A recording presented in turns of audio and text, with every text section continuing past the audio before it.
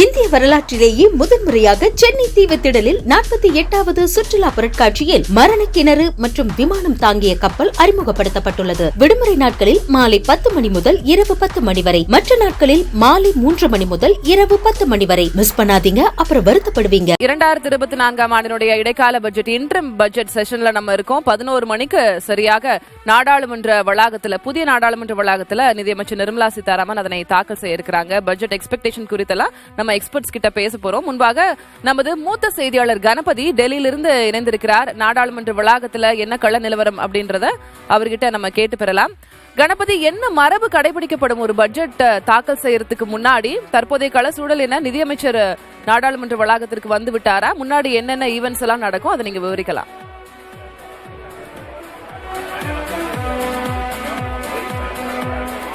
இப்போது நான் இருக்கும் இடம் நிதி அமைச்சகத்தின் பிரதான நுழைவாயில்.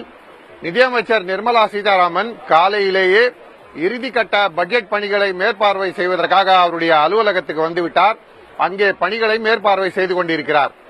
இப்போது திடீரென டெல்லியிலே மழை பலுத்திருக்கிறது. இப்போது நீங்கள் பார்க்கலாம் இந்த பகுதியிலே எப்படி தொடர்ச்சியாக மழை பெய்து கொண்டிருக்கிறது என்பதை. இதனால்தான் நிதியமைச்சர் நிர்மலா சீதாராமன் இன்னும் வெளியே வரவில்லை. இன்னும் சற்று நேரத்திலேயே அவர் வெளியே வந்து இந்த புறம் இருக்கும் குடியரசுத் தலைவர் இல்லத்துக்கு செல்ல வேண்டும். இப்போது நீங்கள் பார்ப்பது குடியரசுத் தலைவர் இல்லம். அங்கே குடியரசுத் தலைவர் திரௌபதி முர்மு தயாராக இருக்கிறார். இன்னும் சற்று நேரத்திலே நிதியமைச்சர் அங்கே செல்ல வேண்டும். சென்று அவரிடம் இன்று பட்ஜெட் தாக்கல் செய்யப்படுகிறது என்ற விவரத்தை தெரிவிக்க வேண்டும். அதன் பிறகு இந்த புறமாக இப்போது நீங்கள் பார்த்துக் கொண்டிருக்கும் இந்த பகுதி வழியாக சென்று அவர் நாடாளுமன்ற வளாகத்தை அடைய வேண்டும். அதற்கான அனைத்து ஏற்பாடுகளும் செய்யப்பட்டிருக்கின்றன. இங்கே பார்க்கலாம் எப்படி பாதுகாப்பு படையினர் தயாராக இருக்கிறார்கள். மோப்ப நாய் கூட தயாராக இருக்கிறது. ஏனென்றால் பட்ஜெட் சம்பந்தப்பட்ட விஷயங்கள் எதுவுமே வெளியே தெரிந்துவிடக்கூடாது, ரகசியமாக இருக்க வேண்டும். நாடாளுமன்றத்தில் தாக்கல் செய்யப்படும் வரை அது ரகசியமாக இருக்க வேண்டும் என்பதற்காக எல்லா ஏற்பாடுகளும் செய்யப்பட்டிருக்கின்றன. தற்போது நிதியமைச்சர் நுழைவாயிலுக்கு வருகிறார். நிதியமைச்சர் நிர்மலா சீதாராமன் மற்றும் அவருடன் நிதி அமைச்சகத்தின் மூத்த அதிகாரிகள் ஆகியோர் வர இருக்கிறார்கள். அவர்கள் இங்கே வந்த பிறகு பட்ஜெட் ஆவணங்களை எடுத்துக்கொண்டு நிதியமைச்சர் மற்றும் இணை அமைச்சர்கள் ஆகியோர் குடியரசுத் தலைவர் இல்லம் செல்வார்கள். குடியரசுத் தலைவருக்கு தகவலை தெரிவித்த பின்னர் அடுத்த கட்டமாக நாடாளுமன்ற வளாகத்துக்கு செல்வார்கள்.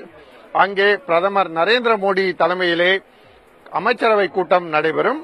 அந்த அமைச்சரவை கூட்டத்திலே பட்ஜெட் தாக்கல் செய்யப்பட இருக்கிறது. அதற்கு ஒப்புதல் அளிக்கப்படுகிறது என்ற விவரம் பதிவு செய்யப்படும்.